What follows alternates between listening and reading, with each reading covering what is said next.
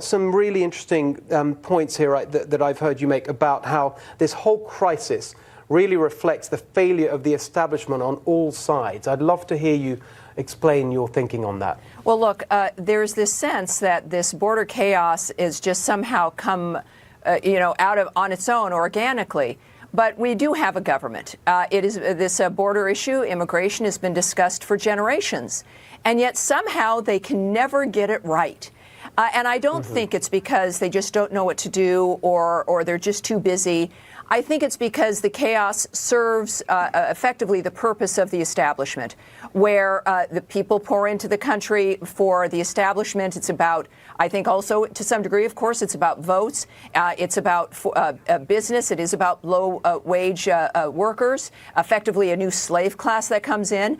And it serves for both sides, both the Republicans and the Democrats to a degree, an argument that raises money during elections that you can use as a wedge framework to demonize other groups as well.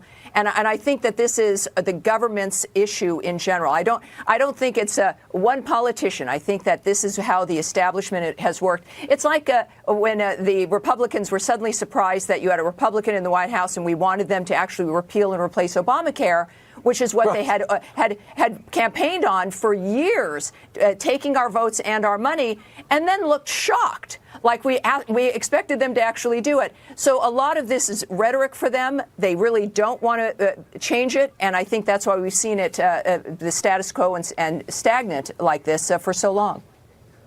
I think that's such a deep point, Tammy. It's about the incentives here just to fix it, and they're basically not there with the establishment. Correct. Tesla, I'd like to get your take. Look, I know you don't speak for the Democratic Party, but you're in touch with them more than anyone else here, I suspect. They're my friends. So, beyond the outrage, what is the Democrat policy on immigration and asylum?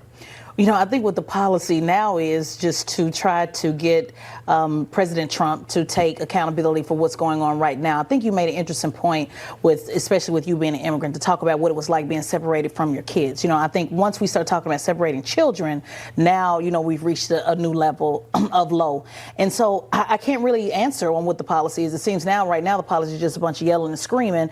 But I think Tammy brings a good point. You bring a good point. Right now, the administration that's in charge now needs to fix it. Something needs to happen. There has to be some type of control, but at the same time, we also have to be able to protect these children. But I keep getting in trouble, Steve, for saying the same thing over and over when we talk about domestic issues. I'm from Houston, Texas.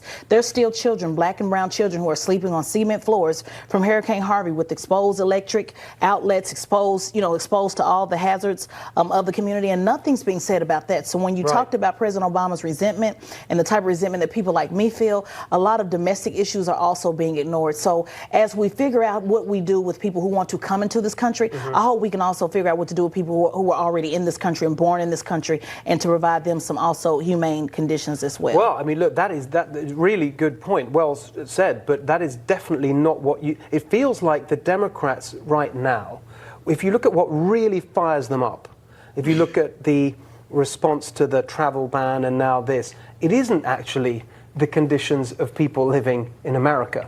That's not what fires up the Democratic Party these days. That's what it seems to me, right? No, I mean, it's absolutely, well, the squeaky wheel gets the oil. And what I've found is, and I've talked about this before in Organizing While Black, black people have been screaming and shouting and swinging and, for a very long time. So a lot of people in my community and our issues have been somewhat pushed to the side, and not to say that they're not black immigrants, because there are. When you talk about Haitians, but you rarely hear about them. You rarely hear about Nigerians as well.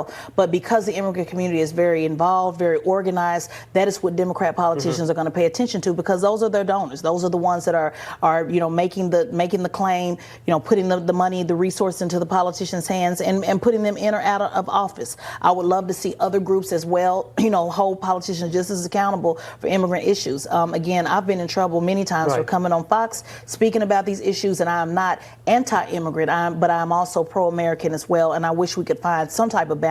Well, I think a lot of people are praying for that. But Shelby, you've made your academic career. You've focused on these issues of race and culture. How does this play into your study of that, and what's your take on the present moment on this very hot issue? Well, I think what explains the Democratic fascination with this whole immigration issue is that they smell power in it. And then their strategy, as is very often their strategy, is to put a moral framework around immigration so that it becomes an issue of good versus evil, of guilt versus innocence. And if you're on the innocent side, then you're a good Democrat. If you have qualifications, it's the slightest qualm about something, then you are associated with America's history of evil, of racism, sexism, and so forth. And you're the kind of person who's using this issue as a pretext for that old agenda, bringing back that old America.